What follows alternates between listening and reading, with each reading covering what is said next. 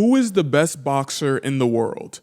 You might have thought of Floyd Mayweather or Mike Tyson, and many people might just think it's Jake Paul because today he's the most famous boxer in the world. But the fight he just announced, where he'll be taking on Anthony Joshua, has a chance to elevate boxing back into pop culture relevancy in a way that hasn't been seen in over a decade. On one end, we have Jake Paul, the YouTuber turned pro fighter. He has a massive audience and has documented his transformation into becoming a professional boxer. But that path has largely been fighting people who he either is much bigger than or who aren't professional boxers at all, whether that be UFC fighters or social media personalities. But he's been putting on marketing masterclasses, generating high streaming numbers, revenue, and sponsors. I mean, who doesn't want to see a 50-year-old Mike Tyson taking on Jake Paul, who's still in his 20s? He's introduced a lot of young fans into the sport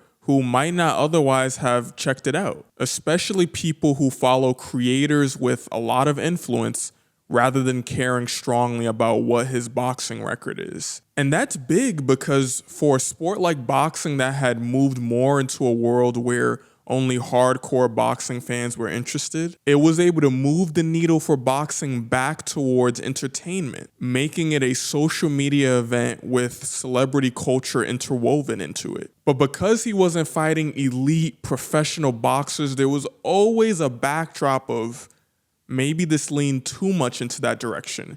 Maybe this is too much of a spectacle rather than an actual professional boxing match, despite what he and his brother Logan might have been telling audiences. But now he's taking on Anthony Joshua, a former heavyweight champion of the world who unified belts. He was an Olympic gold medalist boxer. He sold out stadiums to see him headline a fight, has multiple spectacular all-time boxing highlights, and is now allowing Jake Paul to attach himself to Joshua's legit boxing legacy. If this fight is for real, Jake Paul will now be taking on someone who's actually his size, who's actually close to his age, and someone who has been a former champion of the world. If Jake wins, it will absolutely silence all of his haters because he will have beaten a real boxer. But if Joshua loses, that might be the biggest stain on his career,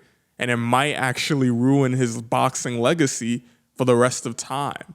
Losing to the YouTuber boxer would be a bad look. There's a lot more for Anthony Joshua to lose, aligning with the massive amount of legacy points that Jake Paul has to gain. Because Jake isn't just a fighter.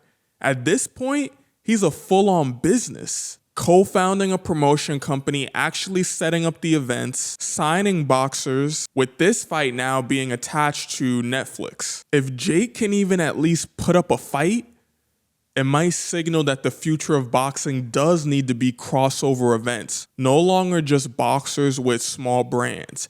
You need to be a celebrity to bring attention to the boxing world. If this does numbers, it'll show that there's more attention in these celebrity boxing matches than in traditional boxing. So that poses a question to us, the audience. Do we value more the competitive integrity of the sport or the entertainment value, the stories behind it? In the past, we had both. Mike Tyson was this phenomenal boxer. He had the rags to riches story, and every time he would fight, it was such a spectacle that he became a celebrity. Same with Muhammad Ali and his massive impact on the boxing world, but we are a long ways away from that. And whereas before, you would have had to become a great boxer and then a celebrity, we might be in a world where the reverse is the ideal path. So will you be tuning into this match, or is boxing too far gone to ever elevate back into the pop cultural relevance that it once existed within?